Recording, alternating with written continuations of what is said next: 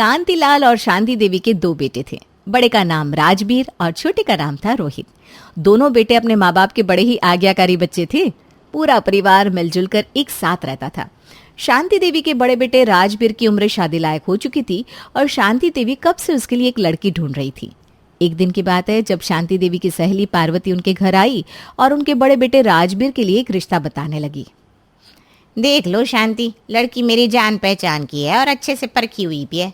हमारा तो उनके साथ एकदम घर जैसा आना जाना है। अरे मैं तो कब से खुद राजबीर के लिए लड़की देख रही हूँ। तुम्हारी जान पहचान की है तो इससे बढ़िया बात क्या होगी। मैं आज रात को ही राजबीर के बाबूजी से बात करती हूँ और तुम भी लड़की के घर वालों से बात कर लो। हाँ हाँ, आज ही बात करती हूँ उनसे।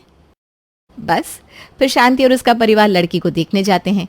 लड़की का नाम शर्मिली होता है और वो बिल्कुल अपने नाम की तरह शर्मिले स्वभाव की होती है। अपना सर झुकाए बस हर बात पर शर्मा रही थी। शांति देवी को लड़की बड़ी पसंद आती है और वो धीरे से अपने पति के कान में कहती है, अजी देखो तो लड़की कितनी शर्मिली है।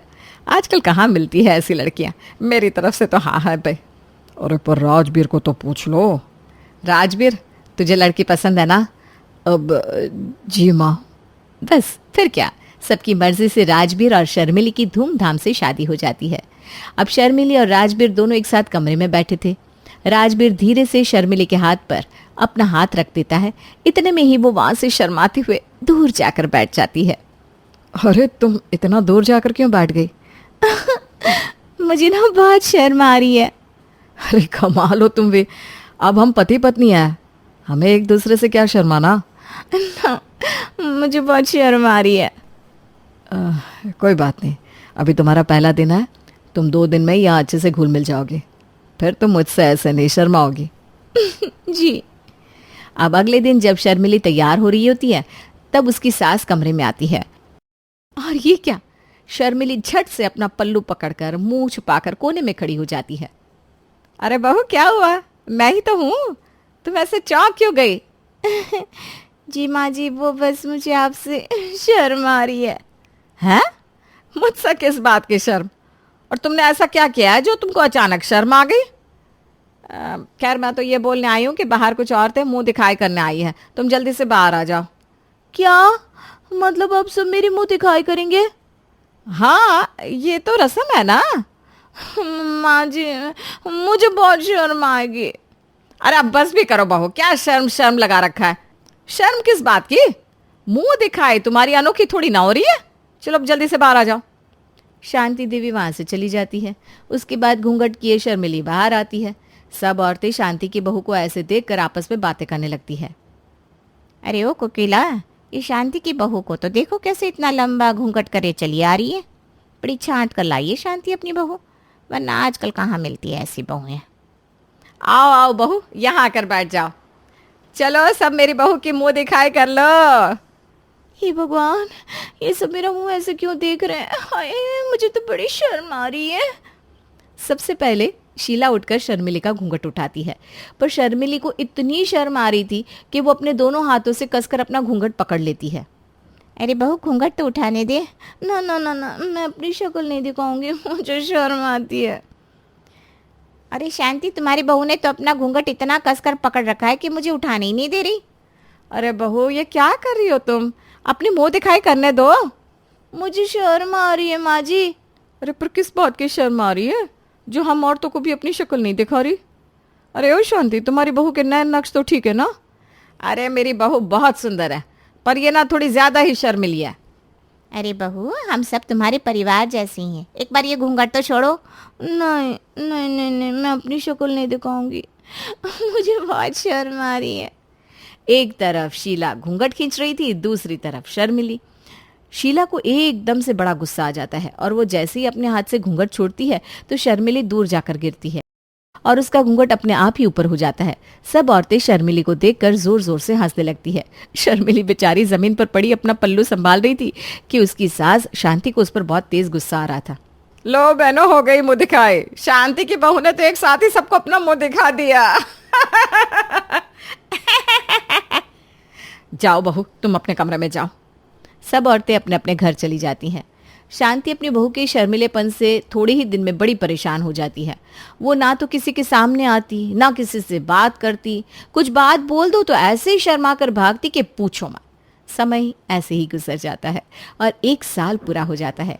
1 साल के बाद अब शांति अपने दूसरे बेटे के लिए एक लड़की देखने लगती है। एक दिन कांतिलाल, शांति देवी और रोहित तीनों लड़की को देखने जाते हैं। लड़की का नाम होता है नंदिता, जो काफी सुंदर थी। लड़की तो काफी सुंदर है। माँ, मुझे तो लड़की बहुत पसंद है। बस फिर कुछ ही दिनों में रोहित और नंदिता की भी शादी हो जाती है। नंदिता बड़ी खुशी खुशी अपने ससुराल में पहला कदम रखती है। आओ बहू, अंदर आओ, तुम्हारे ससुराल में तुम्हारा स्वागत है। थैंक यू मम्मी जी। नंदिता और रोहित दोनों कमरे में जाते हैं और बैठकर खूब सारी बातें करते हैं। कब सुबह हो जाती है पता ही नहीं लगता। सुबह सुबह शांति जब नंदिता को बुलाने आती है तो नंदिता अपनी नाइटी पहनकर कमरे में घूम रही थी। हे भगवान, बहू कमरे को अंदर से बंद तो कर लिया करो। अरे वो मैं भूल गई थी। वैसे भी मेरे कमरे में आपकी और शर्मिले भाभी के अलावा कौन आएगा। अरे तो तुमको हमारे सामने भी ऐसे कपड़े नहीं पहनने चाहिए ना। ओ मम्मी जी, मैं तो अपने कमरे में ही पहनकर घूम रही थी ना। अब आप ही तो मेरे कमरे में आई हो। ठीक है ठीक है, अब ज़रा जल्दी से नहा धोकर तैयार हो जाओ और अच्छी सी साड़ी पहनकर बाहर आ जाओ। सब औरतें मुंह दिखाई के लिए आई हैं। ओ वाओ, मुंह दिखाई। आई लव दिस मुंह दिखाई। अब तो मुझे बहुत सारे गिफ्ट मिलेंगे ना। मेरे तो मज़े ही आ गए। शांति को नंदिता की हरकतें बिल्कुल अच्छी नहीं लगती। वो बड़बड़ाती हुई वहाँ से चली जाती है। उफ, क्या बहू है ये, बिल्कुल शर्म लिहाज नहीं है। थोड़ी देर बाद नंदिता स्लीवलेस ब्लाउज पहनकर सर को बिना ढके बाहर आकर सबके सामने बैठ जाती है। हेलो आंटी जी, कैसी हो आप सब। अरे ये शांति की बहू ने कैसा ब्लाउज पहना है, बाजू भी नहीं है इसमें तो। और घूंघट भी नहीं कर रखा। घूंघट तो छोड़ो, इसने तो सर पर पल्ला तक नहीं रखा हुआ। सारी औरतें नंदिता के बारे में तरह तरह की बातें कर रही थी और एक तरफ शर्मिली बहू अपना पल्लू पकड़े कोने में खड़ी शर्मा रही थी। देखो तो ज़रा, एक बहू को इस घर में आए 1 साल हो गया पर अभी भी शर्मा आ रही है, और एक बहू है जो कल ही आई है और ऐसे बेशर्मों की तरह सामने आकर बैठ गई। अरे आंटी जी, आप मुझे देखने आए हो या आपस में बात करने। हाँ, अरे शांति, कहाँ से ले आई तुम इस बहू को? देखो तो कैसे पटर पटर बोल रही है, बिल्कुल भी लाज शर्म नहीं है इसे तो। सारी औरतें मुंह बनाकर वहां से चली जाती है। शांति अपनी बहू नंदिता पर गुस्सा करने लगती है, पर वो तो उल्टा अपनी सास की ही गलती निकालने लगती है। अरे मम्मी जी, आप भी क्या पड़ोसनों के चक्कर में मुझे सुना रहे हो। कंजूस औरतें बिना कुछ दिए चली गई और ऊपर से सारे समोसे भी खा गई। हे भगवान, ये मैं किसे ले आई। शांति अपना सर पीटकर वहां से जाने लगती है। तभी सामने शर्मिली बहू आ जाती है। अब तू इधर क्या कर रही है? राजवीर अभी अभी ऑफिस से आया है, उसकी तबीयत ठीक नहीं है, तो जाकर उसके पास बैठ जा। मुझे शर्म आती है मम्मी जी। अरे क्या मुसीबत है, एक बहू शर्मिली तो एक बेशरम, कहाँ फंस गई हूँ मैं। शांति जब वहां से चली जाती है तो नंदिता अपनी जेठानी के पास आती है और कहती है, अरे भाभी, आप ये हर वक्त शर्माती क्यों रहती हैं? और अभी आप मम्मी जी से क्या बोल रहे थे? आपको अपने पति के पास बैठने में शर्म आती है? हाँ, तो मुझे उनसे बहुत शर्म आती है। अरे शादी के 1 साल बाद कौन अपने पति से शर्माता है? मैं शर्माती हूँ ना, मैं तो शर्म के बारे उनके पास बैठती ही नहीं। नंदिनी अपनी जेठानी के ऊपर बहुत हंसती है और पूरे घर में उसका मजाक बना देती है। इस बात पर शांति को बड़ा गुस्सा आता है। समझ में नहीं आ रहा मैं इन दोनों का करूँ तो क्या करूँ। अरे क्या बात हो गई शांति, क्यों परेशान हो इतने? अरे परेशान कैसे ना हो, जिसकी ऐसी नामुराद बहुएं हैं वो सास तो परेशान हो गई। क्या कर दिया तुम्हारी बहुओं ने? क्या नहीं किया ये बोलो। ये देवरानी जेठानी एक दिन मुझे पागल करके मानेंगी। जेठानी इतनी शर्मीली है कि बात बात पर शर्मा कर भाग जाती है, और देवरानी इतनी बेशर्म कि जहाँ शर्माना चाहिए वहाँ भी बेशर्मों की तरह पटर पटर बोलती रहती है। ये तो बड़ी समस्या है, इसका हल तो तुमको ही सोचना पड़ेगा। हल तो मैं सोच कर रहूँगी। बस फिर क्या, शांति देवी इस समस्या के बारे में सोचती रहती है और अगले दिन तक इसका हल भी निकाल लेती है। बस फिर वो घर और तिजोरी का गुच्छा लेकर बैठ जाती है और दोनों बहुओं को आवाज़ देकर बुलाती है। आ गई दोनों, अब ध्यान से मेरी बात सुनो। देखो, यह है इस घर की तिजोरी की चाबियों का गुच्छा। अब मैंने फैसला कर लिया है कि मैं ये गुच्छा अपनी दोनों बहुओं में से किसी एक को सौंप दूंगी, पर किसको दूं, बस इसी दुविधा में हूं मैं। सोचना क्या है मम्मी जी, इसके लायक तो बस मैं ही हूँ। अब देखिए ना, जेठानी जी तो हर वक्त शर्माती रहती हैं। अरे पर शर्मिली बहू है, घर तो संभाल ही सकती है। सही कहा तुमने बहू। चलो एक काम करती हूँ, आज मैं तुम दोनों को एक एक काम देती हूँ, और जो 1 महीने तक इस काम को बखूबी निभाएगा, ये चाबियां उसी को सौंप दूंगी। हाँ हाँ बिल्कुल सही, बताइए ना क्या करना है हम दोनों को। अपना किरदार बदलना है। ये सुनकर दोनों बहुएं एक दूसरे की शक्ल देखने लगती है। दोनों को समझ में नहीं आ रहा था कि आखिर उनकी सास बोलना क्या चाहती हैं। फिर शांति देवी दोनों को समझाते हुए कहती हैं, देखो नंदिता बहू, तुमको आज से ना अपनी जेठानी की तरह बनकर रहना होगा। मतलब बिल्कुल जैसा शर्मिली बहू का शर्मिला स्वभाव है, वैसा तुमको बनकर रहना है। और शर्मिली बहू, तुमको आज से बिल्कुल अपनी देवरानी की तरह बनकर रहना होगा। जैसा इसका स्वभाव है ना, मुंह फट बड़बड़ा, और सीधे शब्द में बोलूं तो बेशर्मों वाला। मम्मी जी, आप मुझे बेशर्म बोल रही हैं? अरे मैंने तो बस समझाने के लिए बोला है। खैर ये बात छोड़ो, और आज से ही तुम दोनों का काम शुरू।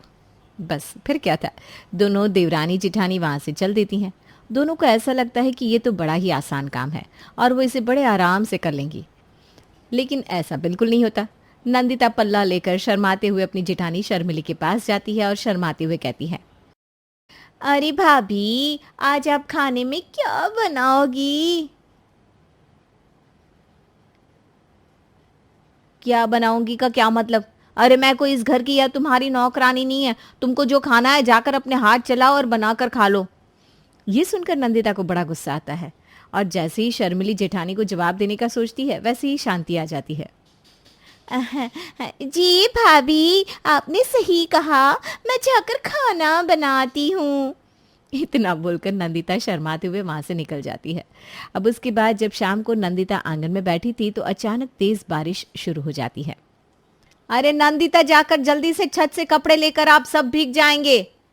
जी भाभी, मैं गई तो थी, पर सीढ़ियों पर मैं जेठ से टकरा गई और वो गिर पड़े तो मैं शर्मा कर भाग आई। ये सुनकर शर्मिली उठ खड़ी होती है। अरे तो तुमने हमको क्यों नहीं बताया? शर्मिली भागकर जाती है तो राजवीर अभी भी पैर पकड़े सीढ़ियों पर बैठा था।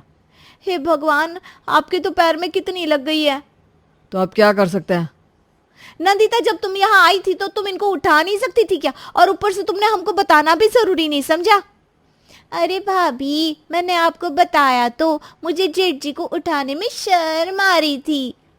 भाड़ में गई तुम्हारी शर्म। हर वक्त शर्म शर्म शर्म। शर्माने का भी कोई वक्त और मौका होता है। ये नहीं कि बिन बात के हर वक्त शर्माते रहो। सामने इंसान मर रहा है और तुम बस खड़ी खड़ी शर्माती रहो। इतनी देर में शांति अपनी बहू शर्मिला से कहती है, अच्छा बहू, आज जब खुद पर पड़ी तब समझ में आया तुमको? 1 साल से तुम्हारे हर वक्त के बेमतलब शर्माने की वजह से जो हम झेल रहे हैं, उसका क्या है? याद करो, 6 महीने पहले तुम्हारे ससुर जी को पे ऐसे ही लगी थी और तुम शर्मा कर भाग गई थी।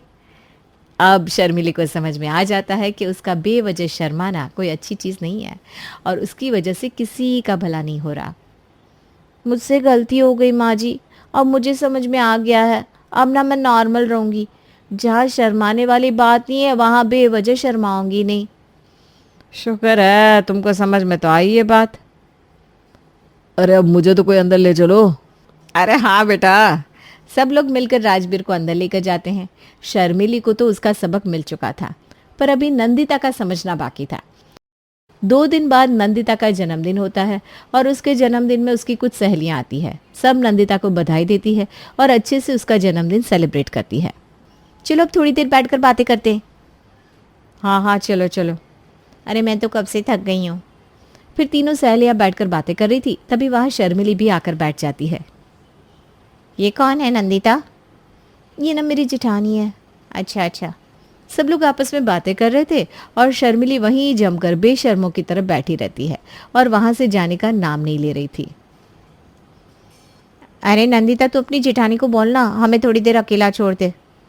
जेठानी जी, ज़रा थोड़ी देर आप हमको अकेला बैठने दो, हमें आपस में बात करनी है।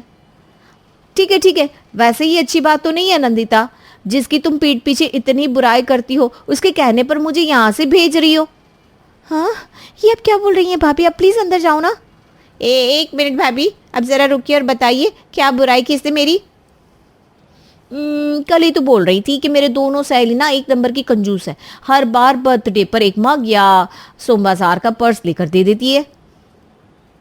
ये सुनकर कविता और शिवानी को बड़ा गुस्सा आता है। अरे हमने तुमको मग और पर्स दिया, पर खुद ही देख लो तुमने हमें क्या दिया, 100 रुपए वाली घड़ी। बस फिर ऐसे ही शिवानी और कविता दोनों मिलकर नंदिता को खूब सुनाती है और वो वहां से चली जाती है। उनके जाने के बाद नंदिता अपनी जिठानी से कहती है, आपको ये सब बोलने की क्या जरूरत थी? इतना मुंहफट और बदतमीज होना अच्छी बात है क्या? अरे पर मैं तो तुम्हारा किरदार निभा रही हूँ ना। आज मेरे किरदार के चक्कर में देखो क्या हो गया। क्या हुआ? बहू शर्मिली की तो इसमें कोई गलती नहीं है। अब तुम खुद ही बताओ कि उसने तो बिल्कुल ऐसी बात की जैसे तुम हमेशा सबसे करती हो। इसमें उसकी क्या गलती है? तुम दूसरों के साथ ऐसे ही बात करती हो ना, तो फिर आज तुम्हारे ही तरीके से शर्मिली बहू ने तुम्हारे दोस्तों से बात की तो उसमें गलत कैसे हो गया? मुझे समझ में आ गया है माँ जी, मैं अब किसी के साथ बदतमीजी नहीं करूँगी, सबकी इज्जत बराबर है। तो क्या अब ये चाबियाँ हम दोनों में से किसी को नहीं मिलेगी? ये चाबियाँ तो बड़ी छोटी चीज़ है बहू। जो मैं तुम दोनों को सिखाना चाहती थी वो आज तुमने सीख लिया, और वही सबसे बड़ा खजाना है, मेरे लिए भी और खुद तुम्हारे लिए भी। अब तुम दोनों को समझ में आ ही गया कि हद से ज़्यादा शर्मिला होना और हद से ज़्यादा बदतमीज़ होना ये दोनों ही गलत है, और इससे किसी का भला नहीं होना। जी माँ जी, आपने एकदम सही किया, और आपने ये चीज़ हमें कितने अच्छे से समझाई। और तुम दोनों ने भी बहुत अच्छे से समझ ली। बस फिर उस दिन से शांति देवी की टेंशन खत्म हो जाती है और आखिरकार वो दोनों बहुओं को सबक सिखाने में कामयाब हो ही जाती हैं। दोनों देवरानी जेठानी भी बड़े अच्छे से साथ मिलकर रहती है।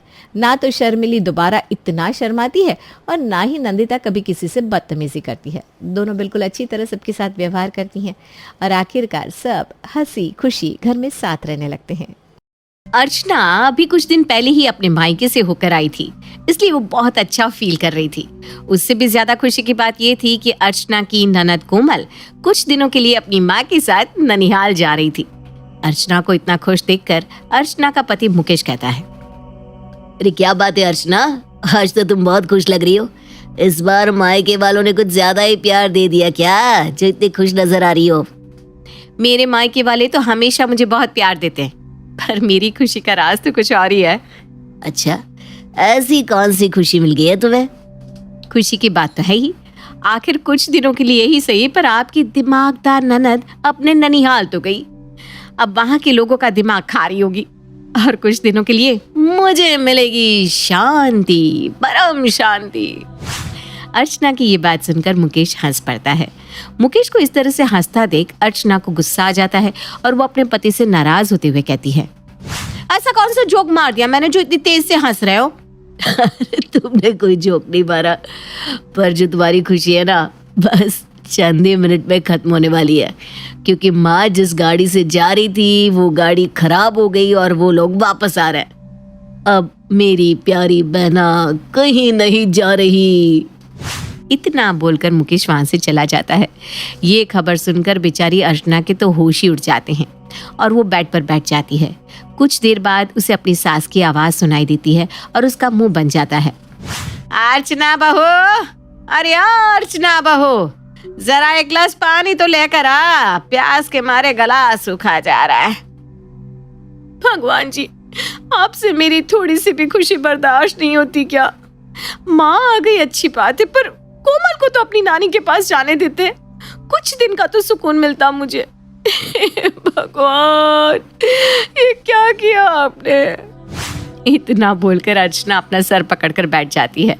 आप सभी यही सोच रहे होंगे ना कि आखिर अर्चना अपनी ननद से इतना परेशान क्यों है। आइए देखते हैं अर्चना अपनी ननद से इतना परेशान क्यों रहती है। सास की आवाज सुनकर अर्चना जल्दी से पानी लेकर जाती है, जहां वो देखती है कि काफी देर से शोभा के फोन पर फोन आ रहे हैं। माँ जी, आपने अपना फोन साइलेंट पर रखा है क्या? कब से आपका फोन बजे जा रहा है? अरे बहू, मैं अंगूठा छाप, अब मुझे कहाँ पता ये स्मार्टफोन कैसे चलाया जाता है। पता नहीं कब से बजा जा रहा है, मुझे तो समझ में भी नहीं आ रहा कि इसे उठाऊं तो कैसे। शोभा की ये बात सुनकर कोमल फोन उठाकर अपनी माँ को दिखाती है और कहती है, माँ मुझे बताती तो मैं आपको सिखा देती कि फोन कैसे उठाते हैं। ये देखो, मैंने कितनी आसानी से इस फोन को उठा लिया। कोई सा भी फोन हो, फोन को ऐसे ही उठाते हैं।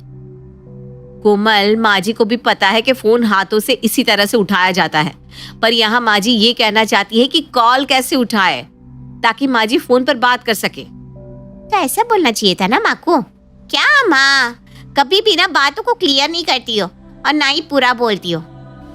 चलो मैं अब फोन उठाती हूँ और तुम बात करो।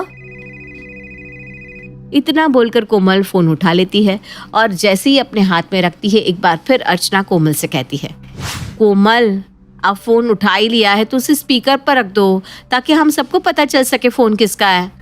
ठीक है भाभी, अभी फोन को स्पीकर पर रख देती हूँ, 1 मिनट रुकिए। इतना बोलकर कोमल फोन को ले जाकर म्यूजिक स्पीकर के ऊपर रख देती है।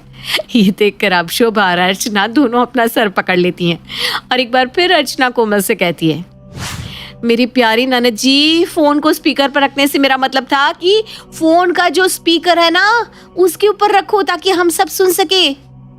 अरे तो ऐसा बोलना चाहिए था ना भाभी, माँ के साथ रहकर आप भी उनकी तरह बन गई हो। 2 मिनट रुको आप। इतना बोलकर समझदार कोमल फोन के ऊपर स्पीकर रखने लगती है। ये देखकर जल्दी से अर्चना कोमल के पास जाती है और उसके हाथ से फोन ले लेती है। ये तूने सही किया बहू, वरना ये बेवकूफ लड़की आज हमारा नुकसान ही कर देती। माँ मैं आपकी बेटी हूँ, पर आप ना हमेशा भाभी की साइड लेती है। मैंने तो वही किया जो भाभी ने कहा। भाभी को ही सोच समझ कर बोलना चाहिए ना। आप और भाभी ना कभी बातों को क्लियर नहीं करते। हाँ हाँ कोमल, तुम बिल्कुल सही कह रही हो। तुमने बिल्कुल वही किया जो मैंने कहा था। गलती तो मेरी है जो मैं तुम्हें कुछ समझा नहीं पाती। तुम जाकर आराम करो, फोन को हम देख लेंगे कि फोन को स्पीकर के ऊपर रखना है या उसके नीचे। अब कोमल आराम से अपने कमरे में चली जाती है और अर्चना एक बार फिर अपनी सास को फ़ोन लगा कर दे देती है और रसोई में खाना बनाने के लिए चली जाती है। अब इसी तरह से कुछ दिन बीत जाते हैं और एक दिन मुकेश खाना खाते हुए सबसे कहता है, मेरी 3-4 दिन की ऑफिस की छुट्टी है। मैं सोच रहा हूँ इन छुट्टी में हम कहीं बाहर चले। अच्छा हुआ बेटा जो तेरे ऑफिस की छुट्टी पड़ गई। कितना टाइम हो गया है पूरे परिवार को एक साथ किसी धाम पर गए हुए। हम किसी मंदिर होकर आते हैं। हाँ माँ जी, आप बिल्कुल सही कह रही हैं। मेरा तो बहुत दिल कर रहा है हरिद्वार जाने का। एक काम करते हैं ना, 2 दिन के लिए हरिद्वार होकर आते हैं। अब पूरा परिवार हरिद्वार जाने की तैयारी में लग जाता है। क्योंकि अर्चना के पास बहुत सारा काम था, इसलिए थोड़ा सा काम अर्चना अपनी ननद को सौंप देती है। कोमल, मैंने सारी तैयारी कर ली है, बस कुछ हल्का फुल्का बनाने का रह गया है। ऐसा खाना जो 2 दिन के सफ़र में चल सके। तो तुम एक काम करो ना, ऐसा टिफ़िन तैयार कर लो जो 2 दिन तक चल सके। जब तक मैं तुम्हारे भैया से पूछ कर आती हूँ कि हमें कब निकलना है। हाँ हाँ भाभी, क्यों नहीं, ये काम तो मेरे बाएं हाथ का खेल है। आप फिक्र मत करो, मैं संभाल लूंगी। चलो, कभी तो तुम्हें मेरी बात एक बार में समझ में आ गई। बेचारी अर्चना पहली बार कोमल की बातों पर विश्वास कर लेती है और टिफिन की जिम्मेदारी उस पर छोड़ देती है। अब अगले दिन जब पूरा परिवार निकलने लगता है तो अर्चना कोमल से कहती है, कोमल सारी पैकिंग हो चुकी है, हम सब निकलने वाले हैं। तुम अब तक टिफिन लेकर नहीं आई। मैंने बोला था ना कुछ हल्का फुल्का बना लेना जो 2 दिन तक चले। हाँ भाभी, मैं अभी लेकर आती हूँ। आपको पता है मैंने इतना अच्छा टिफिन बनाया है जो 2 दिन से भी ज्यादा चलेगा। इतना बोलकर कोमल टिफिन को ट्रॉली बैग की तरह चलाते हुए लाती है। ये देखकर सभी घर वाले हैरान हो जाते हैं क्योंकि कोमल ने बड़े से टिफिन में 4 पहिए लगा दिए थे जिसे आसानी से चलाया जा सकता था। ये देखकर शोभा अपनी बेटी से कहती है, कोमल बेटा, आखिर तूने इस टिफिन में ऐसा क्या भर दिया जो तुझे इस टिफिन में पहिए लगाने पड़े? ज्यादा भारी है क्या टिफिन? नहीं माँ, टिफिन तो अंदर से खाली है, इसमें तो भाभी खाना रखेगी। भाभी ने मुझसे क्या कहा था कि मैं ऐसा टिफिन बनाऊं जो 2 दिन तक चले, तो मैंने तो इतना मजबूत टिफिन बना दिया जो हमेशा चलेगा। देखो, बिल्कुल ट्रॉली की तरह और हमारी तरह चल रहा है। कितना भी चला लो इसे, मस्त है। माँ जी, गलती हो गई मुझसे जो मैंने खाने की जिम्मेदारी अपनी इस समझदार ननद के ऊपर छोड़ दी। मैंने इससे कहा था 2 दिन का टिफिन बनाना। इसका मतलब ये था कि कुछ झालमुरी या कुछ हल्का सा नाश्ता रख ले टिफिन में जो रास्ते में काम आए। 2 दिन का सफर है, पर देखो आपकी समझदार बेटी ने क्या किया। माँ देख रही हो आप, भाभी कैसे हर समय मुझे सुनाती रहती है। भाभी पहले खुद बोलती है और बाद में पलट जाती है। कितनी बार मैंने भाभी को बोला है पूरा बोला करे। उन्होंने मुझे ये नहीं कहा था कि कुछ ऐसा खाना बनाओ जो टिफिन में पैक कर दो। उन्होंने तो ऐसा बोला था कि टिफिन बनाना कोमल जो 2 दिन चले। और अब जब मैंने ऐसा टिफिन बना दिया तो भाभी मुझे खरी खोटी सुना रही है, वो भी आपके सामने। अरे देवी, गलती हो गई तेरी भाभी से। अभी टिफिन को यहीं छोड़ो और बाहर चलो। पता चला ट्रेन छूट गई आप लोगों के टिफिन के चक्कर में। मुकेश अपने परिवार वालों के साथ हड़बड़ी में घर से निकलता है, पर वही होता है जिस बात का मुकेश को डर था। मुकेश की गाड़ी छूट जाती है, जिस वजह से पूरा परिवार उदास वापस घर आता है और मुकेश अपना सारा गुस्सा घर वालों के ऊपर निकालता है। मुकेश का गुस्सा देखकर अब शोभा भी नाराज हो जाती है। वहीं दूसरी ओर अर्चना की तबीयत खराब हो जाती है। अब अगली रात को जब सब खाने के लिए बैठते हैं तो एक बार फिर मुकेश बिना बात पर नाराज होने लगता है। इस घर का कुछ नहीं हो सकता।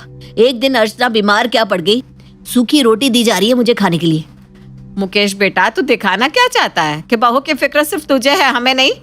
मुझे तेरा ख्याल नहीं है? कोमल बेटा, अपने भाई के मुंह पर घी मार के दे, खाएगा रोटी में लगाकर घी। शोभा के बोलते ही कटोरी में घी निकालकर कोमल अपने भाई के मुंह पर फेंक देती है और अपनी माँ से कहती है, माँ, मैंने भाई के मुंह पर मार दी घी, और कुछ करना है क्या? हे भगवान, मोटी बुद्धि, पता नहीं क्या खाकर मैंने तुझे पैदा किया था। हमारे घर में एक तू ही सबसे ज्यादा समझदार है। जा तू यहाँ से, मैं खुद सारा काम कर लूंगी। और मुकेश, तू अब तो तेरा गुस्सा भी शांत हो गया ना? या कोमल की तरह तेरे मुंह पर रोटी मार कर दूं तुझे? तब समझ में आएगा कि मैं अभी अकेले इस घर और तेरी बहन को कैसे संभाल रही हूँ।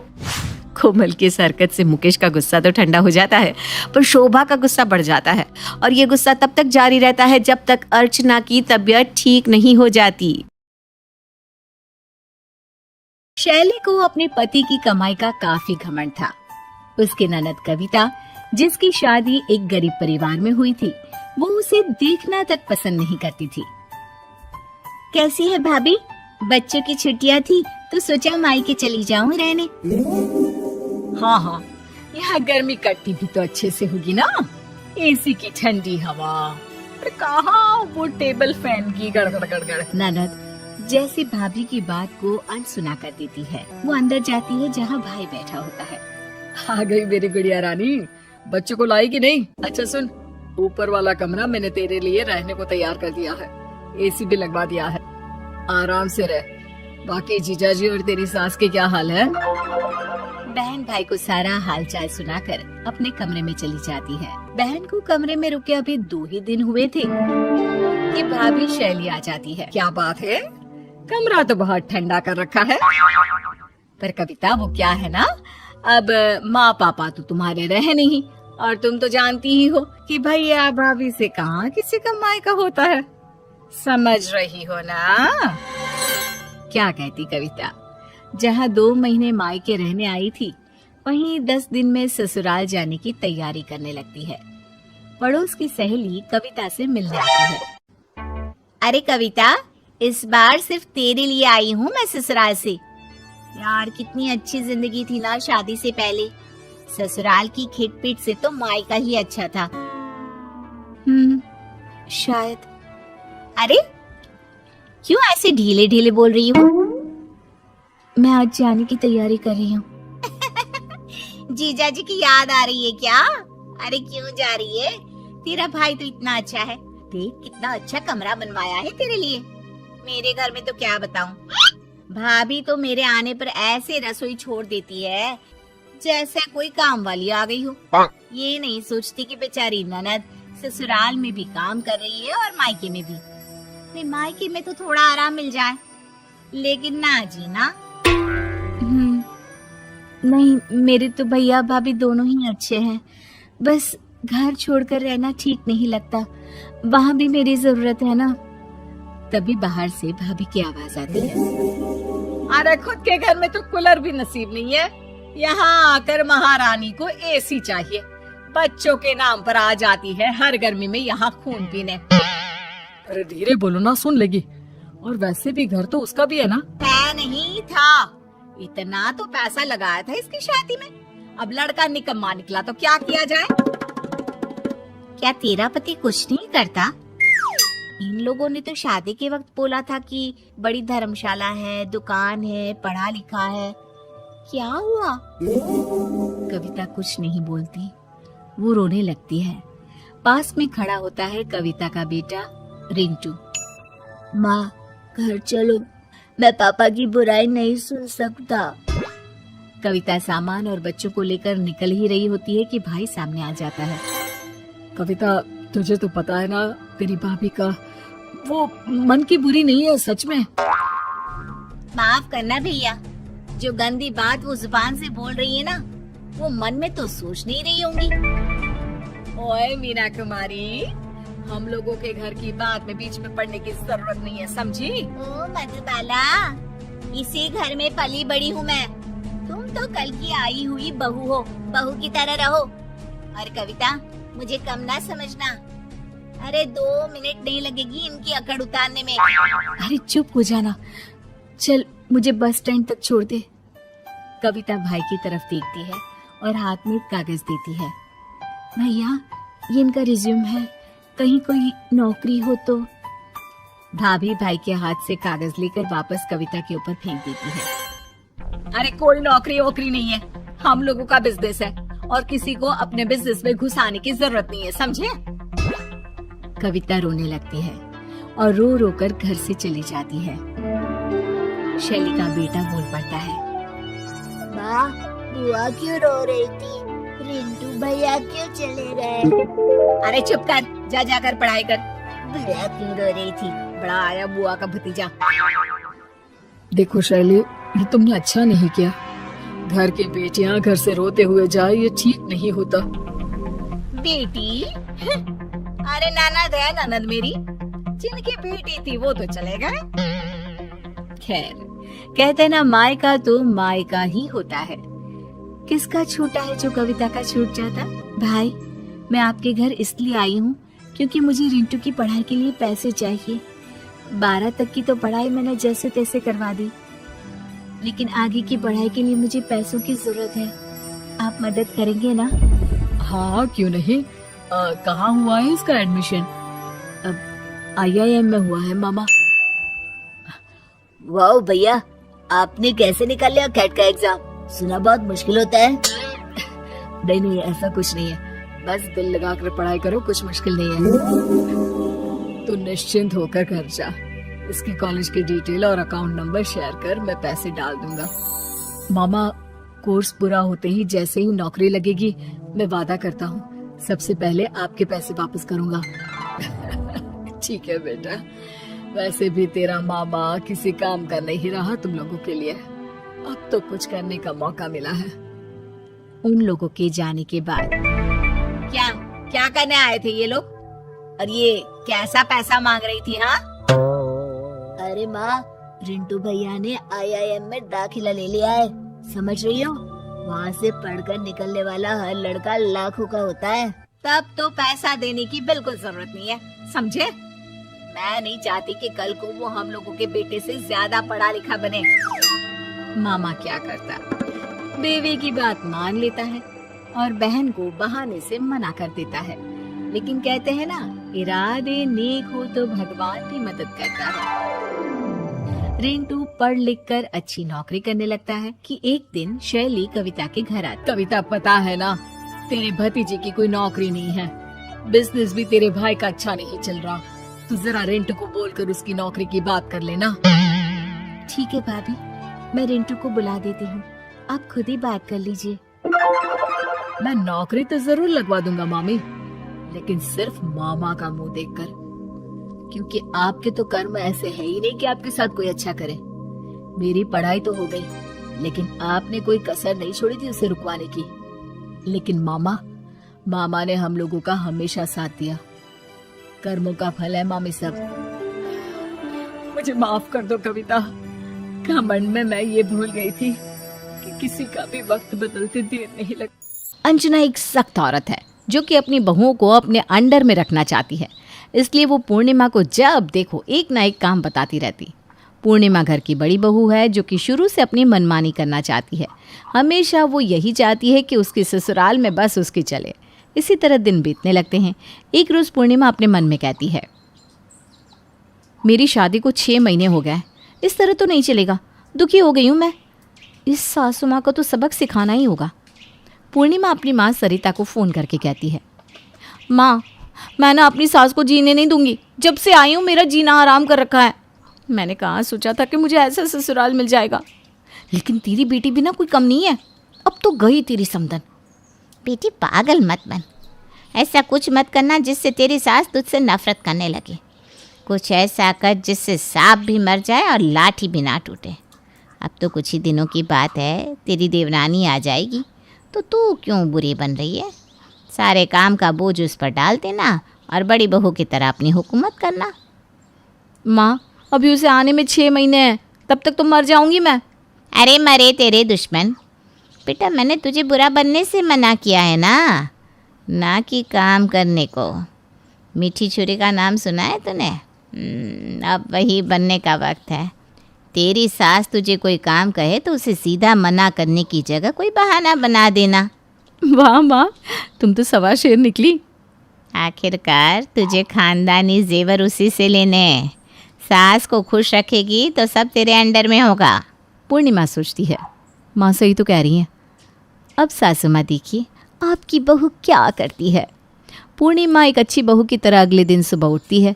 अंजना पूर्णिमा को देखते ही कहती है, बहू चाय बना दे और थोड़ी कड़ी बनाना, मेरी तबीयत ठीक नहीं है, रात भर खांसती रही हूँ। जी मम्मी जी, अभी बना देती हूँ। ऐसे भी मेरी माँ कहती है सास ससुर की सेवा से भगवान खुश होते हैं। तेरी माँ बिल्कुल सही कहती है। मेरी समधन अच्छी है, वरना सब तो अपनी बेटी का घर फुड़वाने में लगी रहती है।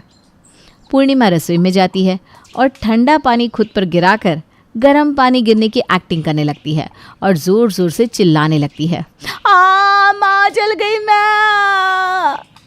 सब भागते हुए पूर्णिमा के ऊपर ठंडा पानी डालते हैं और मनीष उसे उठाकर कमरे में ले जाता है। भाभी अब तुम आराम करो, जब देखो लगी रहती हो। वो देवर जी, मेरी नींद ही पूरी नहीं हुई थी। आपकी माँ मुझे रात के 12 बजे तक काम करवाती रहती है और सुबह सबसे पहले मुझे उठा देती है। उसी कारण आंखों के आगे धुंधला आ गया और पेट पर पानी गिर गया। माँ भी ना, मैं खाने वाली ले आता हूँ भाभी। मनीष के जाने के बाद पूर्णिमा कहती है, आने वाले 10 सालों में ये घर सब कुछ मेरा होगा। मनीष, तुम्हें तो पता भी नहीं चलेगा कब तुम बेघर हो जाओगे। इधर मनीष काम वाली ढूंढने चला जाता है। अंजना को रसोई में जाना पड़ता है और वो गुस्से से कहती है, आशा और मनीष की शादी अभी अगले महीने ही करवा देती हूँ। झाड़े तक रुकी तो मैं तो गई। 2 बहुएं रहेंगी तो एक दूसरे का काम कर सकेगी। अंजना रसोई से आती है और कहती है, पवन, तू अभी ही अपना महाराज बुला ले। 1 महीने तक वही खाना बनाएगा और मैं आशा के घर वालों से बात करती हूँ, इसी महीने मनीष की शादी कर देंगे। माँ जैसा तुम कहो। अंजना मनीष के ससुराल वालों से बात कर लेती है और महीने भर बाद दोनों की शादी हो जाती है। आशा कई अरमानों के साथ बहू बनकर अपने ससुराल आती है। पूर्णिमा भली बनकर आशा से कहती है, आशा, तुम मेरी देवरानी नहीं, मेरी बहन हो। हम दोनों ऐसे रहेंगे कि कोई कह ही नहीं पाएगा कि एक घर में 2 बहू इस तरह एक साथ कैसे रह रही हैं। जी भाभी, मनीष मेरा देवर नहीं, मेरा बेटा है। सब कुछ सही चलता है। शादी के 1 महीने बाद भी खाना बनाने वाला महाराज वहीं रहता है। फिर एक रोज़ पूर्णिमा धीरे से अंजना से जाकर कहती है, मम्मी जी, अब महाराज की क्या ज़रूरत है। जब मैं आई थी तब तो 10 दिन में ही मैं काम करने लगी थी। मुझे तो आशा के लक्षण काम करने लायक लग नहीं रहा। अगर कुछ और दिन इसी तरह रहा तो वो महारानी कभी काम नहीं करेगी। मैंने तो आपको सास नहीं माँ माना है, इसलिए कह रही हूँ। हाँ बहू, सो तो है। अंजना उसी वक्त महाराज को हटा देती है और दोनों बहुओं से कहती है, अब दोनों मिलकर काम करो, देख लो कौन क्या करेगा। जी मम्मी जी, हम कर लेंगे। पूर्णिमा आशा से कहती है, तुम नाश्ता और दोपहर का खाना बना लो, मैं मम्मी जी के कपड़े और उनका रूम साफ़ कर देती हूँ। मम्मी जी काम वालियों से अपना काम नहीं करवाती ना, और तो और खाना बनाकर कोई उनके कमरे में भी नहीं जा सकता। ठीक है भाभी। पूर्णिमा मुस्कुराकर अंजना के कमरे में चली जाती है और इधर आशा रसोई में खाना बनाने में लग जाती है। आशा पहले नाश्ता बनाती है, फिर बेचारी बिना आराम किए दोपहर के खाने में लग जाती है। यहाँ पूर्णिमा धीरे धीरे 2 घंटे तक कमरा साफ कर फिर 4 घंटे तक आराम से कपड़ा धोती रहती है। और रात के खाने में आधे से ज़्यादा समय तो सुबह का बचा हुआ खाना ही सब खा लेते हैं, और कितनी बार तो सुबह का खाना इतना हैवी होता है कि कोई खाता ही नहीं। पूर्णिमा पूरी तरह से काम से बच जाती है। इसी तरह दिन बीतने लगते हैं। आशा को 1 मिनट का समय खुद के लिए नहीं मिलता। इधर मनीष पूरे घर का राशन लाता है और पवन 1 रुपया भी खर्च नहीं करता। एक दिन आशा मनीष से कहती है, इस तरह नहीं चलेगा। मैं देख रही हूँ इस घर में सब शातिर है, सब अपना पैसा बचाने में लगे रहते हैं। जिठानी जी एक काम नहीं करती, अब इस घर में आप 1 रुपया नहीं देंगे, अगर देना भी है तो बराबर का पैसा देंगे। अगर भैया खर्च में कुछ नहीं देंगे तो हम भी नहीं देंगे। अरे ऐसी बात क्यों कर रही हो, भैया भाभी भी तो अपनी है ना। तभी पूर्णिमा अंदर आ जाती है। क्या हुआ देवर जी, कोई बात है क्या? अब नहीं भाभी, कोई बात नहीं है। फिर आशा जोर से कहती है, आप चलो यहाँ से, ये लोग खाकर ही मानेंगे। अब 1 रुपया भी नहीं देना किसी को। पूर्णिमा की आंखें बड़ी हो जाती है। पूर्णिमा पवन से कहती है, ये तो बहुत शातिर है, मेरे देवर के मुंह में तो जुबान भी नहीं है, इतना होने पर भी वो कुछ नहीं कह रहा। पर हम अपना हिस्सा दे देना। अरे कुछ नहीं देना है, बोलने दो इसे। मैं भी इतने समय अकेले मम्मी जी का काम करती रही, ये तो अभी आई है। पवन चला जाता है। इधर अंजना को हार्ट अटैक आ जाता है। जल्दी से उसे आशा अस्पताल में भर्ती करवाती है। पहले पैसा जमा करवा दीजिए, तभी हम ट्रीटमेंट चालू कर पाएंगे। पवन और पूर्णिमा तो एक दूसरे का मुंह देखने लगते हैं और आशा से कहते हैं, देखो मेरे पास तो 1 रुपया भी नहीं है, और मेरे पास जो था मैंने अभी दुकान में लगा दिया है। ऊपर से मनीष की शादी में इतना खर्चा हुआ सो अलग। आशा मनीष को फ़ोन करके अस्पताल बुलाती है। मनीष सारे बिल भरता है और अंजना का इलाज शुरू होता है, लेकिन वो फिर भी बच नहीं पाती। पूर्णिमा ज़ोर ज़ोर से रोने लगती है। मम्मी जी नहीं रही, अब इस घर का क्या होगा? इस घर को तो बांध रखा था उन्होंने। तब तमतमाती हुई आशा कहती है, मनीष मम्मी जी को लेकर यहाँ से चलो, इन लोगों से बस ड्रामा करवा लो, 1 रुपया भी इनसे निकलता नहीं है। अभी अर्थी उठाने में भी इनसे पैसे नहीं निकलेंगे। भाभी ये रोना धोना बंद करो, माँ को लेकर घर चलो। पूर्णिमा उस वक्त कुछ नहीं कहती, लेकिन घर पहुंचकर सब रिश्तेदारों से आशा की दम भर चुगली करती है। फिर एक पड़ोसन से कहती है, मेरी देवरानी ना बहुत शातिर है, देवर को वही आग लगाती रहती है। जो देवर आज तक मेरे सामने कुछ नहीं बोला, उसने आज मुझे कितना सुनाया। ये सब ना उसी डायन का किया कराया है। आती ही घर को अलग करने में लग गई और मम्मी जी बेचारी इसी सदमे में चली गई। बहुत खराब आई है मनीष की पत्नी। अंजना बहन का तो घर ही टूट गया। भगवान उनकी आत्मा को शांति देना। इधर जब अंजना की बॉडी को लेकर मनीष और आशा घर आते हैं, तब सभी लोग आशा को घूरने लगते हैं और उसके बारे में बातें बनाने लगते हैं। आशा सबकी हरकतों से सब समझती है। 12 दिन बाद सब कुछ हो जाने के बाद आशा मनीष से कहती है, अब इन लोगों के साथ रहने से अच्छा है कि दुश्मन के साथ रहे। ठीक है, मैं आज ही भैया से बात करता हूँ कि इस घर के हिस्से कर दे और हम दोनों अलग अलग अपने अपने हिस्से में रहें। मनीष पवन के पास जाता है और उससे कहता है, भैया अब हमारा हिस्सा हमें दे दीजिए, हमें अलग हो जाना चाहिए। साथ में रहकर रोज़ लड़ाई हो, इससे तो अच्छा ही है कि हम अलग रहें। पवन कुछ कहता उससे पहले ही पूर्णिमा वहाँ आकर कहती है, देवर जी मुझे सब पता है कि ये सब आशा का किया कराया है। सब उसी ने भरा है ना आपको। वो आग लगा रही है ताकि आपको हमसे दूर कर दे। फिर रोते हुए पूर्णिमा कहती है, देवर जी मैंने आपको अपना बच्चा माना है, लेकिन आज आपके मुंह से ना ये सब सुनकर बहुत दुख हो रहा है मुझे। आशा आकर इस घर की खुशियाँ खा गई। भाभी अब हिस्से हो ही जाने चाहिए, ये सब मुझसे और बर्दाश्त नहीं होता। आशा भी वहाँ आ जाती है। भाभी ये ढकोसले अपने पास रखिए, मैं अभी वकील को बुलाती हूँ। अभी के अभी ही पेपर सहित बंटवारा हो जाना चाहिए। तब पूर्णिमा अपने कमरे में जाती है और घर के पेपर ले आती है, जिसमें घर और अंजना के सारे जेवर पूर्णिमा के नाम पर होते हैं। कौन सा बंटवारा? ये पूरा घर तो मेरा है, मैं तो एहसान करके तुम्हें यहाँ रहने दे रही हूँ। मनीष की आंखें छलक जाती हैं। देख लिया ना मनीष कौन शातिर है। बेटा बेटा बोलकर धोखा कर गई। मुझे सब कहते हैं मैं कड़वा बोलती हूँ, मिश्री की तरह बोलकर कम से कम किसी का हक तो नहीं खाती हूँ। भाभी आप हमेशा आशा के लिए सबके कान भरती रही, लेकिन आज दिन में सांप आप निकली। ये प्रॉपर्टी आप ही रख लो, लेकिन याद रखना आपके पास ये ज़्यादा दिनों तक रहेगी नहीं। लूटा हुआ लूट लिया जाता है। भैया आप भी मेरी बात याद रखना। आपने अपनी पत्नी के लिए भाई से गद्दारी की, आपको यही पत्नी जीने नहीं देगी। इतना कहकर आशा और मनीष घर छोड़कर चले जाते हैं। सुनीता जी की बहू की उम्र अब लगभग 37 साल की हो चुकी थी, लेकिन दिखने में अब भी वो किसी 22 साल की लड़की की तरह खूबसूरत लगती थी। सुनीता जी की बहू का नाम था अवनी। अवनी की खूबसूरती देखकर मोहल्ले की सारी औरतों को उससे जलन होती थी। 33 साल की उम्र में भी अवनी काफी चॉकलेटी लगती थी और इसकी वजह से उसका पति अनिरुद्ध काफी खुश रहता था। अरे अवनी, हमारी पड़ोसन कल कह रही थी, सुनीता जी आपकी बहू को देखकर तो लगता ही नहीं कि 37 की हो गई है। हो सकता है मम्मी जी उनकी बहू 27 साल की उम्र में भी 37 की लगने लगी है, इसीलिए बेचारी को आपसे जलन हो रही होगी। वैसे बहू मैं किसी से कहूंगी नहीं, लेकिन एक बात तो बता, तुम्हारी इस जवानी का राज क्या है? क्या बताऊं मम्मी जी, आप तो जानती ही हैं, मेरे पापा की चॉकलेट की दुकान थी। मुझे बचपन से ही ना चॉकलेट खाने का बड़ा शौक था। और एक बात बताऊं, मैंने अपने बेडरूम में एक बड़े से बॉक्स में बहुत सारी चॉकलेट रखी हैं और रोज कम से कम 4 चॉकलेट खाती हूँ। बस इसी की वजह से मैं इतनी चॉकलेटी और खूबसूरत दिखती हूँ। अरे लेकिन मैंने तो सुना था कि ज्यादा मीठा खाने से आदमी बूढ़ा दिखने लगता है। ये सब कहने की बातें हैं। चॉकलेट खाने से तो इंसान मीठा मीठा बोलता है और खूबसूरत दिखता है, लेकिन आप किसी से कहना मत सासू माँ।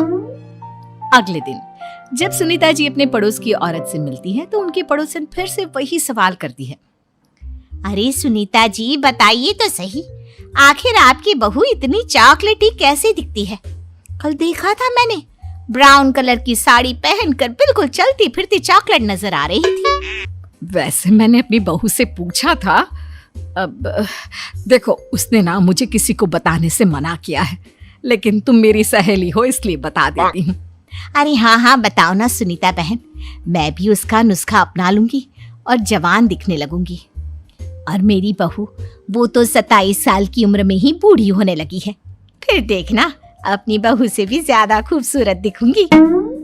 मेरी बहू ने बताया था कि वो भर भर के चॉकलेट खाती है, लेकिन देखो तुम किसी को बताना मत। हाँ, जवान और खूबसूरत दिखने के चक्कर में सुनीता और उसकी पड़ोसन दोनों मिलकर खूब चॉकलेट खाने लगते हैं, लेकिन ये बात वो दोनों किसी को नहीं बताती। कुछ दिनों के बाद, कुछ दिनों से पैर में बहुत दर्द हो रहा है। हाँ मेरे भी पैर बहुत दुखते हैं। जब से चॉकलेट खाना शुरू किया है तब से ही ऐसा हुआ है। जवानी तो दूर, मेरे तो चेहरे की स्किन लटक कर नीचे आ गई है। कुछ दिनों के बाद, अनिरुद्ध बेटा, मैं डॉक्टर से ब्लड शुगर चेक करवाने गई थी, मुझे तो डायबिटीज हो गई है। मम्मी, लेकिन कुछ दिन पहले तो आप बिल्कुल ठीक थी, अचानक आपको डायबिटीज कैसे हो गई? अब तो मीठा भी कम खाती हैं। हाँ हाँ, मैं कहाँ मीठा खाती हूँ, लेकिन पता नहीं डायबिटीज कैसे हो गई। सुनीता अपने बेटे अनिरुद्ध से चॉकलेट खाने वाली बात को छुपा लेती है और अपनी पड़ोसन सहेली के पास जाती है। अरे क्या बताऊं बहन, चॉकलेट खाने के चक्कर में जवानी तो आ नहीं रही, डायबिटीज की बीमारी लग गई। हाय रे, मेरे साथ भी यही हुआ। मैं भी डॉक्टर से शुगर चेक करवा के आई तो पता चला कि डायबिटीज आ गई है। अरे भगवान भला करे तुम्हारी बहू का, जिसने हमें चॉकलेट खाने की सलाह दी। अरे लेकिन मेरी बहू ने कब कहा कि हमें चॉकलेट खानी चाहिए? उसने तो ये बताया था कि वो चॉकलेट खाती है। लेकिन अब हम क्या करें, हम दोनों तो जवान दिखने के चक्कर में बीमारी की चपेट में आ गए। तुम कहो तो मैं अपनी बहू से ही इसका इलाज पूछ लेती हूँ। अरे वो तो इतना चॉकलेट खाती है, उसे भी तो डायबिटीज हुई होगी ना, तो वो भी तो अपना ध्यान रखती होगी। अरे रहने दो, तुम्हारे चक्कर में लेने के देने पड़ जाएंगे। जानती हो, हमारे मोहल्ले की सारी औरतों को डायबिटीज हो गई है। अरे लेकिन उन्हें कैसे डायबिटीज हो गई? यह कोई छूत की बीमारी थोड़ी ना है। बुरा मत मानना, वो तुम्हारी बहू का जवान दिखने वाला नुस्खा मैंने उन सबको भी बता दिया था। हाय रे, ये क्या कर दिया तुमने? मोहल्ले की सारी औरतों को मीठे की बीमारी लगा दी। अरे लेकिन अब क्या होगा ये बताओ। होना क्या है, जवानी तो दूर, अब बुढ़ापा जल्दी आ जाएगा।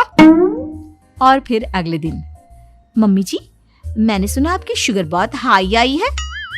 हाँ बहू, अब मैं बीमार ही रहूंगी, पूरी जिंदगी ऐसे ही कटेगी। अरे मम्मी जी, लेकिन आपने ऐसा क्या किया?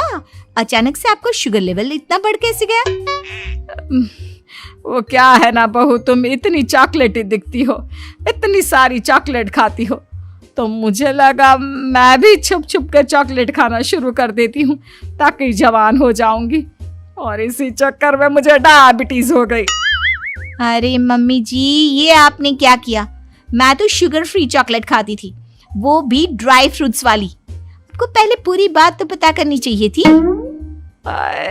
ये मैंने क्या कर दिया? मैंने अपनी पड़ोसन को ये नुस्खा बताया और उसने सारे मोहल्ले की औरतों को।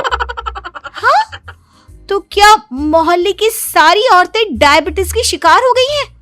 और नहीं तो क्या, सबको तुम्हारी तरह चॉकलेटी और जवान जो दिखना था। अब हम क्या करें, सबका पाप हमारे ही मत्थे लगेगा। अरे नहीं नहीं मम्मी जी, आप उसकी चिंता मत करिए। कल पार्क में मोहल्ले की सारी औरतों को बुलाइए, देखना मैं कुछ न कुछ इलाज जरूर बताऊंगी। अवनी के कहने पर सुनीता मोहल्ले की सारी औरतों को पार्क में बुलाती है। अब हमें यहाँ क्यों बुलाया है? पहले ही तुम्हारी बहू के चक्कर में डायबिटीज हो गई है हमको। चॉकलेट ही बनना तो दूर, खुद चलता फिरता चॉकलेट का डब्बा बन गया है। मीठे की बीमारी जो लग गई है।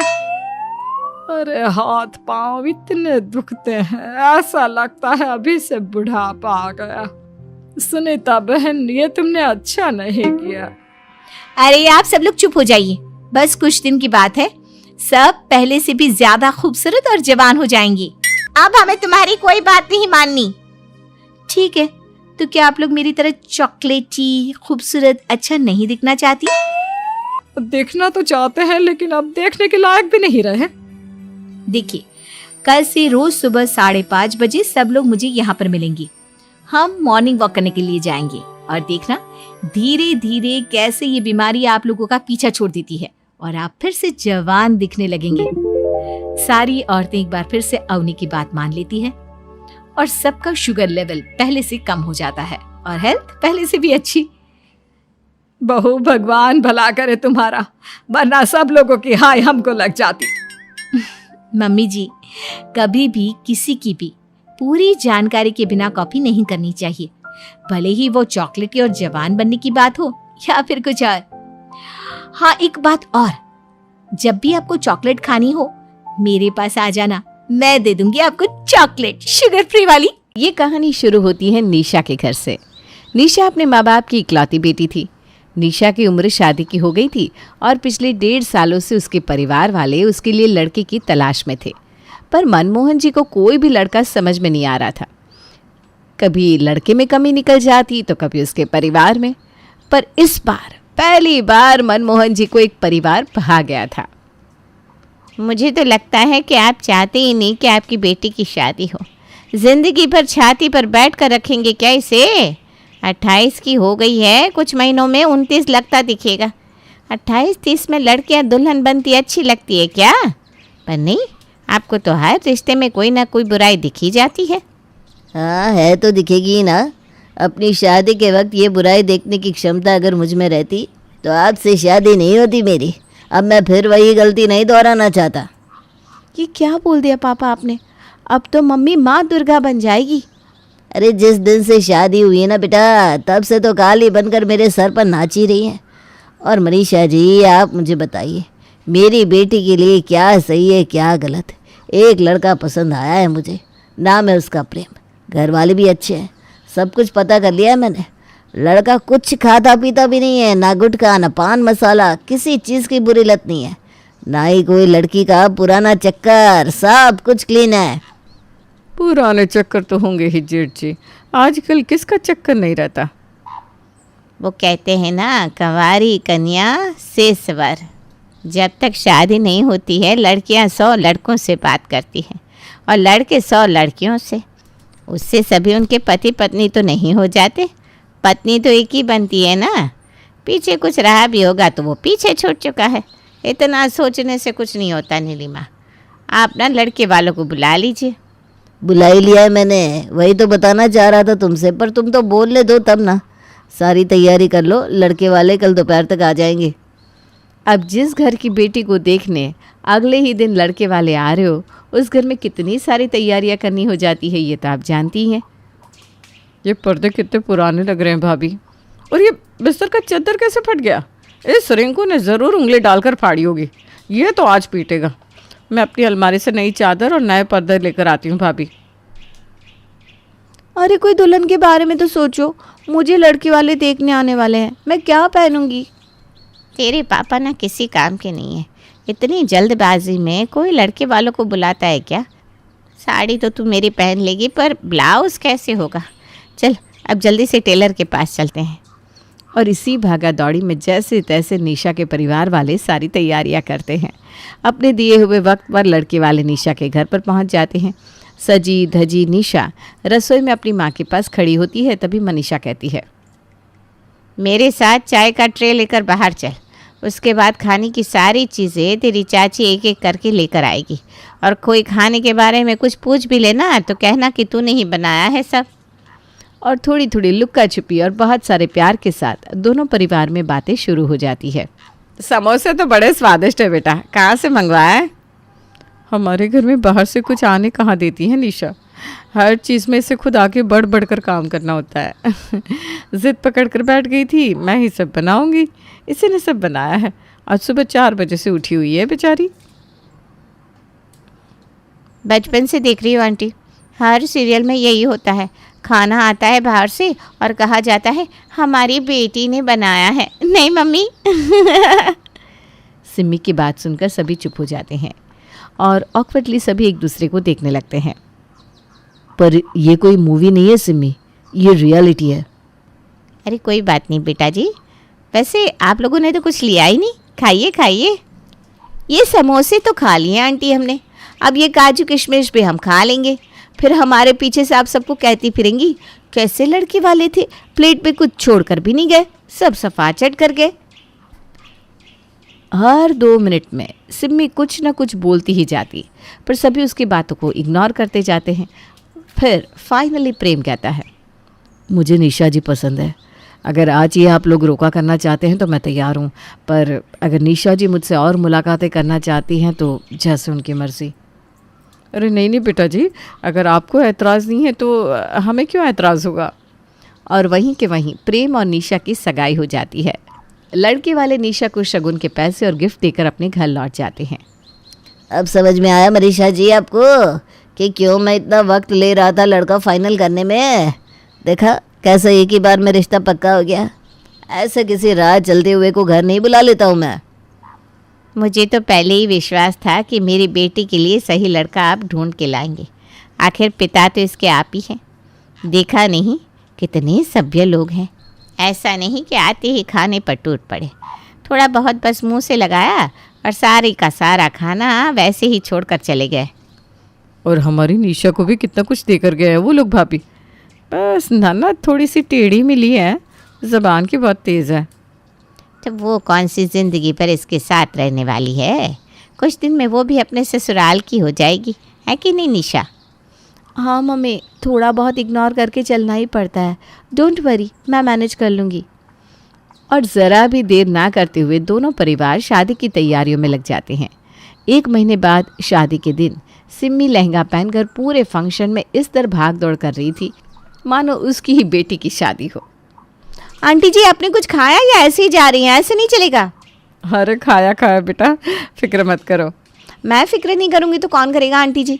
अब आप तो जानती हैं शादी के पहले लड़कियाँ कैसे बात करके लड़कों को अपने जाल में फंसा लेती हैं। अब भैया को क्या मतलब कौन शादी में पहुँचा है कौन नहीं, उन्हें तो बस दिख रही होगी अपनी निशा, पर मुझे तो सब देखना पड़ेगा ना, मेरा भी तो कोई फ़र्ज़ बनता है कि नहीं। दुल्हन का लहंगा बड़ा खूबसूरत लग रहा है नहीं सिम्मी? क्या खूबसूरत आंटी जी, क्या खूबसूरत। ये वो लहंगा है ही नहीं जो हमें दिखाया गया था, चांदनी चौक से सस्ता माल उठाकर ले आई है भाभी। हमने तो पूरे के पूरे 70,000 रुपये कैश दिए थे और ये पहनकर आ गई 4,000 का लहंगा। लगता है लहंगे से भी पैसे बचाकर ज्वेलरी में लगा दिए भाभी के परिवार वालों ने, पर मेरे प्यारे भैया को ये सब दिखे तब ना। और इसी तरह पूरी शादी में सिम्मी अपनी कैंची जैसी ज़बान चलाती रहती है।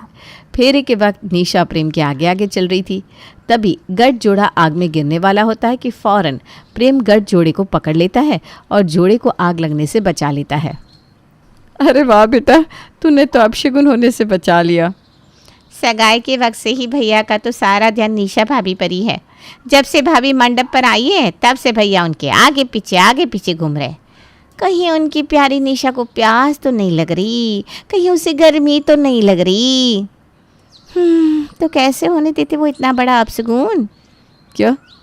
मतलब अच्छी बात है, मैं तो आपकी तारीफ कर रही थी भाभी, उल्टा मतलब मत निकालिएगा, वरना मेहमानों को लगेगा शादी हुई भी नहीं और ननद भाभी में बैर हो गया। और जैसे तैसे ताने बाने के बाद प्रेम और निशा की शादी अच्छी तरह संपन्न हो ही जाती है।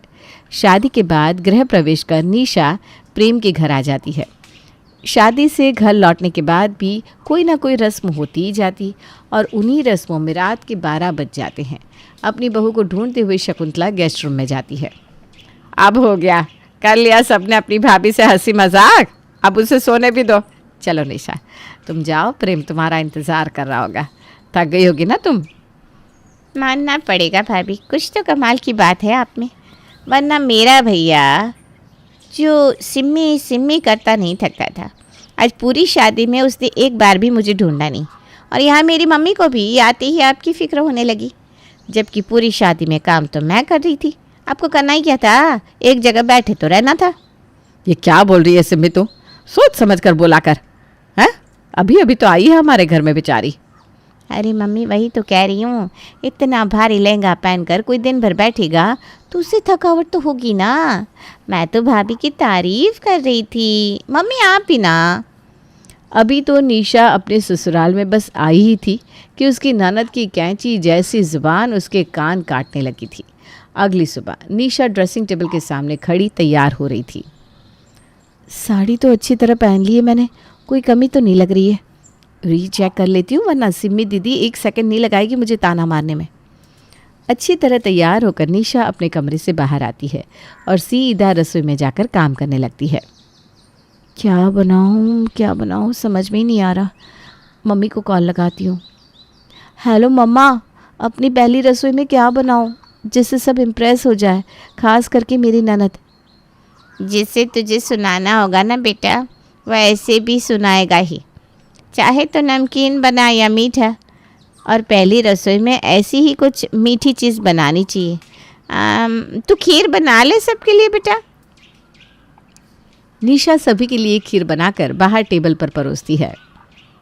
अरे वाह बहू, खीर तो बहुत अच्छी बनाई है तुमने, और क्या क्या बनाया है? बनाया तो है पापा हम सबको। क्या भाभी, पहली रसोई में बनाए भी तो आपने खीर। कल लड़के वाले देखने आने वाले हैं, खिला खिला कर मोटा कर दो मुझे कि मेरी शादी ना हो, हैं? मेरा मतलब है कि भाभी का प्यार देखो, इतना प्यार करती है मुझसे कि चाहती ही नहीं कि मैं विदा होकर जाऊं। चिंता मत कीजिए भाभी, शादी के बाद यहाँ आती जाती रहूँगी मैं। वो तो मुझे पता ही है दीदी, मुझे बिना कुछ कहे आपका वहाँ जी कैसे लगेगा। हे माता रानी, इस ननद नाम की बला की शादी जल्द से जल्द सेट करवा दीजिए और मुझे छुटकारा दिलवाइए। और भगवान की दया से ऐसा ही हो जाता है। 1 महीने के अंदर अंदर ही सिम्मी की शादी अच्छे परिवार के लड़के से फिक्स हो जाती है और सिम्मी विदा होकर अपने ससुराल चली जाती है। सिम्मी के जाने के बाद निशा के ससुराल में उसे तकलीफ़ देने वाला कोई भी नहीं था। उसकी जो मर्जी आती वो पहनती, जहाँ मन होता वो जाती। उसकी किसी भी चीज़ पर उसे कोई रोक टोक नहीं करता था। पर कितने दिनों तक? एक रोज़ ट्राउज़र और टी शर्ट में अपने ससुराल वालों के साथ बैठकर निशा टीवी देख रही थी कि तभी दरवाजे की बेल बजती है और दरवाजे पर होती है सिम्मी। दीदी आप? चाँक तो ऐसे रही हो भाभी जैसे कि मैं बिमला आंटी के घर की बेटी थी। अरे इसी घर की बेटी हूँ तो इसी घर आऊँगी ना। अच्छा, तो यहाँ संडे का मज़ा लिया जा रहा है, सब साथ में बैठकर मूवी देख रहे हैं। अच्छा है भाभी, अच्छा है। याद है मम्मी जब मैं कहती थी सेट मैक्स पर सूर्यवंशम मूवी आई है, साथ में बैठकर देखते हैं, तो कैसे आप सर दर्द का बहाना बनाकर सो जाती थी। नहीं नहीं, ये भी ठीक है, बहू के हिसाब से बदलना भी अच्छा है। अरे मेरी बेटी आई है, कोई इसकी खातिरदारी तो करो। दीदी मैं आपका सामान कमरे में शिफ्ट करवा देती हूँ, आप यहाँ आराम से मूवी का मज़ा लीजिए और मैं आपके लिए कोल्ड ड्रिंक और नाश्ता लेकर आती हूँ। निशा किचन में जाती है और अपनी ननद की पसंद की कोल्ड ड्रिंक और स्नैक्स लेकर बाहर आती है। क्या बताऊँ मम्मी, यहाँ तो चैन है, सभी साथ में बैठकर खा पी लेते, लगता ही नहीं कि बहू ससुर के साथ बैठी है। मेरे घर में ना ऐसा नहीं है, मैं तो पापा जी के बगल में बैठ भी नहीं सकती, और ऊपर से ट्राउज़र पहनकर, बाप रे, तौबा तौबा। मेरे ये ना अलाव ही ना करे, इन्हें तो बिल्कुल भी पसंद नहीं है। मुझे तो 24 घंटे इस गर्मी में भी दुपट्टा डालकर रहना पड़ता है। ये तो गलत है, दामाद जी तेरी साइड भी नहीं लेते क्या? वही तो बात है ना मम्मी, अब पुरुष को थोड़ी तो मर्दानगी रखनी पड़ेगी ना। बीवी के आगे पीछे घूमता रहेगा फिर तो चल गया घर। रात के खाने के वक्त झाड़ू पोछे के लिए नौकर है ही, बस खाने का ही तो रहता होगा भाभी आपको। उसमें भी मम्मी आप इतनी सीधी है कि भाभी ने सामने जो भी परोस दिया आपने खा लिया। पर मेरे घर में ना ऐसा नहीं चलता मम्मी। बर्तन, झाड़ू, पोछा, कपड़ा सब कुछ मुझे करना पड़ता है। और ऊपर से घर में इतने सारे लोग, सबकी अलग अलग फरमाइश। तेरी ननद कैसी है? तेरी शादी के वक्त उसकी भी शादी हुई थी ना? अच्छा नैना, हाँ वो तो शादी के बाद हर तीसरे दिन मेरे पास आती है। और ऐसा नहीं कि अपनी ननद को मैं खाली हाथ घर में आने दूँ। पहले हाथ में 2101 रुपये सुगुन के रखती हूँ, उसके बाद ही उसे अंदर लाती हूँ। इस बार जब नैना आई थी तो डायमंड का सेट देकर भेजा मैंने उसे। मेरी सास ने कह रखा है, घर की बेटी घर में आएगी तो खाली हाथ नहीं जानी चाहिए। बस बहुत हो गया, बहुत सुन लिया मैंने। अब इस कैंची जैसी ज़ुबान को ठीक नहीं किया तो मेरा नाम भी निशा नहीं। और कमरे में जाकर निशा सीधी अपनी ननद की ननद को कॉल लगाती है और उसे अपने घर बुला लेती है। अगली सुबह दरवाजे की बैल बजती है और नैना को अपने सामने देखकर सिम्मी के तोते उड़ जाते हैं। दीदी आप। चौंकी मत भाभी, अब तो ऐसे बर्ताव कर रहे हैं जैसे मैं पड़ोस के घर की ननद हूँ और यहाँ आकर खड़ी हो गई हूँ। अरे नैना दीदी आप आइए ना, आइए। जैसे मेरे लिए मेरी ननद वैसे ही आप। माफ़ कीजिएगा दीदी, मैं ट्राउज़र में ही आपके सामने आ गई। आप लोगों को तो अपनी बहू को सूट में देखने की आदत होगी ना, कहीं मुझे ट्राउज़र में देखकर आपकी आंखें चौंधिया ना जाए। जैसे कल सिम्मी दीदी चौंधिया गई थी, कल से अभी तक ना दीदी को ठीक से दिख भी नहीं रहा है। हमारे घर की बहू है कौन? ले देकर एक सिम्मी भाभी तो है जो कि खुद घुटने के ऊपर के ही कपड़े पहनती है। अब घुटना भी दिखना ज़रूरी है ना, और दिखे भी क्यों नहीं? दिमाग भी तो वही है। मेरा मतलब है दीदी, आपका दिमाग तो 2 जगह है, घुटनों में भी और दिमाग में भी। बुरा मत समझिएगा दीदी, वरना लोग कहेंगे शादी के बाद ननद आई और भाभी ने उससे बैर कर लिया। दोपहर को जानबूझकर निशा अपनी अलमारी खोलकर सारे गहने बिस्तर पर सजा देती है और अपनी ननद से कहती है, ले लीजिए दीदी जो भी गहने आपको पसंद हो। आपके घर का भी यही नियम है ना, आपको खाली हाथ नहीं भेजूंगी मैं। अरे भाभी, ये कौन सा झूठा नियम बता रही हैं आप? अब क्या बताऊँ निशा भाभी, हमारे घर के तो सारे नियम का बेड़ा गर्क रखा है सीमा भाभी ने। जब भी मैं अपने मायके जाती हूँ इनके लिए 10 चीज़ें लेकर आती हूँ, उसके बाद भी ना इनका जी नहीं भरता। आज तक 2 रुपये भी नहीं दिए इन्होंने मुझे। क्या सिम्मी, मुझे तो लगा था सिर्फ तेरी ज़ुबान ही कैंची की तरह तेज़ है, पर तू तो मन की भी काली निकली।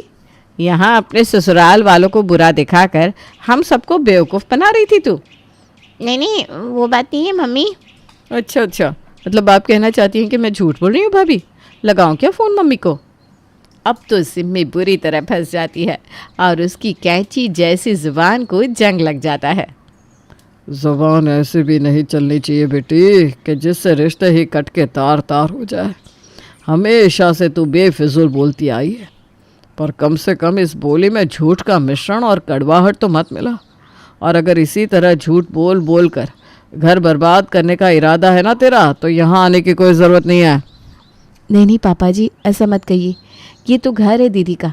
जब भी मन करे आप अपने घर आ सकती हैं दीदी, पर अपनी बोली से अगर आप घर की शांति भंग करना चाहोगी तो फिर मैं आपका पक्ष नहीं ले पाऊंगी। और इस तरह बिना किसी झगड़े झंझट के निशा अपनी ननद को सबक सिखा देती है।